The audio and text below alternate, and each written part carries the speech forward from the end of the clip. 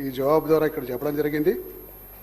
మరి ఇందులో ముఖ్యమైనది ఏదైతే గతంలో చాలా రద్దీగా ఉన్న ప్రాంతాల్లో ఫ్లైఓవర్స్ పెట్టాలి, రద్దీని ట్రాఫిక్ని డీకంజెషన్ చేయాలనే ఉద్దేశంతో అనేక ప్రతిపాదనలు మరి డిపిఆర్లు సిద్ధమైనవి. ఆ డిపిఆర్లకు వెళ్ళి కొన్ని మాత్రమే తీసుకొని ఇక్కడ ఇందులో శాంక్షన్ చేసినారు.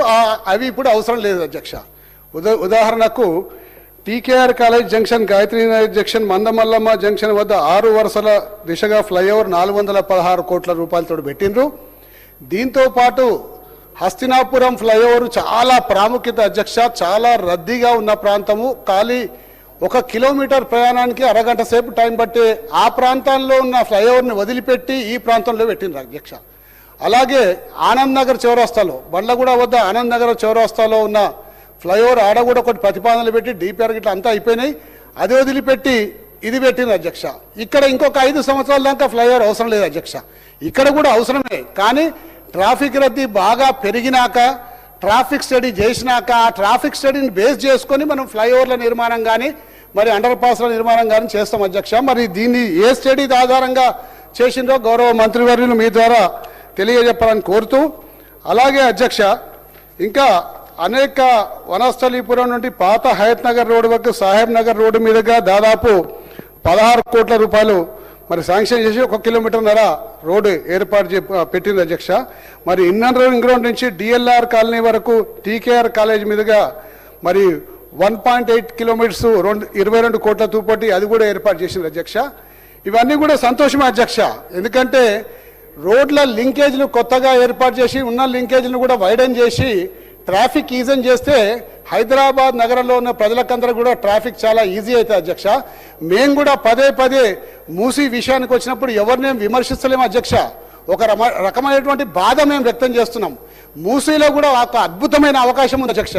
హైదరాబాద్లో కొత్త రోడ్లు వేసే ఎక్కడ కూడా అవకాశం లేదు అధ్యక్ష, కొత్త రోడ్లు వేసేది. ఎందుకంటే కొత్త రోడ్లు వేయాలంటే పెద్ద పెద్ద కట్టడాలని నేలగూల్చాల్సి వస్తుంది, పెద్ద బిల్డింగ్లని నేలగూల్చాల్సిన పరిస్థితి ఏర్పడుతుంది. తద్వారా ట్రాఫిక్ని డీకంజెషన్ మనం చేయలేము. మూసీలో మాత్రం అవకాశం ఉంది అధ్యక్ష. మూసీలో అవకాశం ఉంది కాబట్టి మూసీలో ఆ కార్యక్రమం చేస్తే రేపు హైదరాబాద్లో ఉన్న ట్రాఫిక్ కూడా డీకంజెషన్ అవుతుంది అధ్యక్ష. ఎందుకంటే నాగోల్ నుంచి గండిపేట వరకు ఈస్ట్ వెస్ట్ కారిడార్ని మనం లింకప్ చేయగలిగితే ఆ లింకప్ తోటి హైదరాబాద్లో ఉన్న సగం ట్రాఫిక్ డీకంజెషన్ అయ్యే అవకాశం ఉంటుంది అధ్యక్ష. ఎందుకంటే ఇప్పుడు ఎగ్జిస్టింగ్ రోడ్ల మీద అయితే విజయవాడ జాతీయ రహదారి మీద ట్రాఫిక్ పోతుందో అప్పుడు నాగోల్ రోడ్ నుంచి తీసుకొని పోతారు.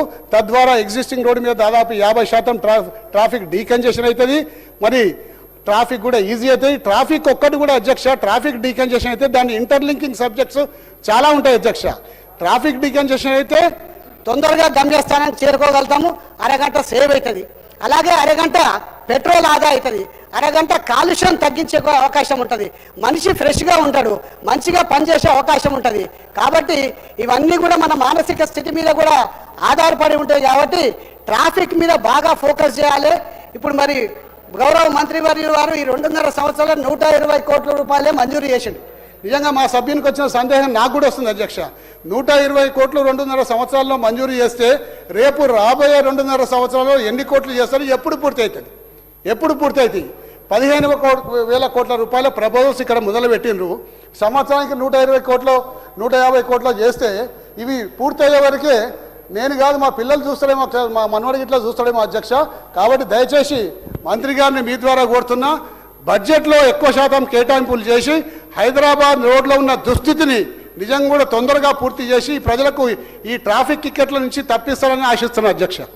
శ్రీ ముఠా గోపాల్ గారు. అధ్యక్ష నమస్తే. అధ్యక్ష, మా ముషిరాబాద్ కాన్స్టిట్యున్సీలో రోడ్లు పూర్తిగా అధ్వానంగా తయారైన అధ్యక్ష. ఏదైతే రామ్నగర్ కానీ, గంగాపుత్ర కాలనీ కానీ, పద్మా కాలనీ, చిక్కడపల్లి ఇలాంటి ప్రముఖమైన రోడ్లలో కూడా ఏరియాలో ఎటు చూసినా కానీ చెత్త కూడా తయారైనాయి. గతంలో ఎప్పుడు చూసినా కానీ ప్యాచ్ వర్క్స్ కానీ